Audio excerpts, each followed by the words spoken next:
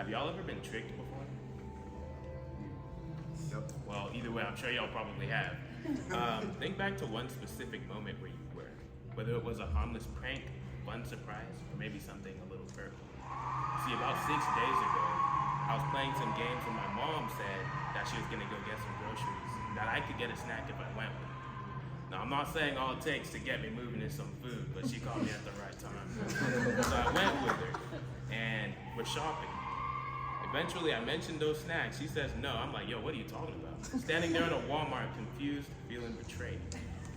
So now let me ask you this. Have you ever been tricked by a friend, either for fun or with malicious intent? I'm sure it probably didn't feel so good. You're probably angry, embarrassed, maybe even scared of what might happen next. But see, Jesus has gone through similar situations where people would try and trick him. See, in John chapter 8, verses 1 through 11, but Jesus went to the Mount of Olives. At dawn, he appeared again in the temple courts, where all the people gathered around him, and he sat down to teach them. The teachers of the law and the Pharisees brought in a woman caught in adultery. They made her stand before the group and said to Jesus, "Teacher, this woman was caught in the act of adultery. In the law, Moses commanded us to stone such women. Now what do you say?" They're using this question as a basis in order to try and trap him. But Jesus bent down and started to write on the ground with his finger. When they kept on questioning him, he straightened up and said to them, "Let any of you who is without sin be the first to throw a stone at her." Again, he stooped down and wrote on the ground. At this, those who heard began to go away one at a time, the older ones first, until only Jesus was left, with the woman still standing there. Jesus straightened up and asked her, "Woman, where are they? Has no one condemned you?" "No, sir," she said. "Then neither do I condemn you," Jesus declared.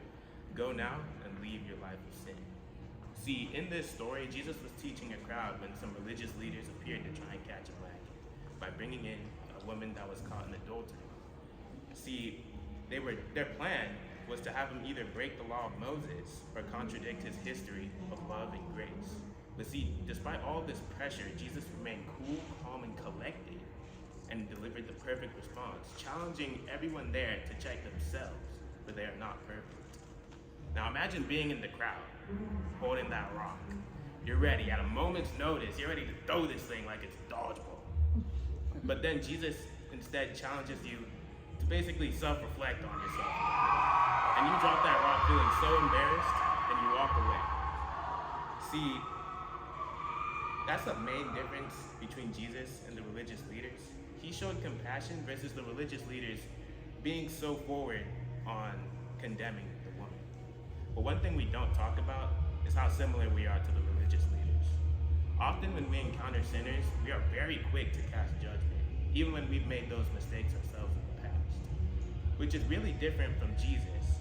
Despite having the power to very easily punish, he chooses to show compassion and love. Another important thing to take from this is how there weren't any godly powers used. Jesus didn't mind control the crowd or something to do what he wanted them to. He just spoke. That's something that we're all capable of doing. And essentially, whether or not we choose to forgive, whether we struggle to forgive someone or find ourselves caught in sin, Jesus is always willing to give us a second chance and remind us that he still cares no matter how big our mistakes may seem. Thank you.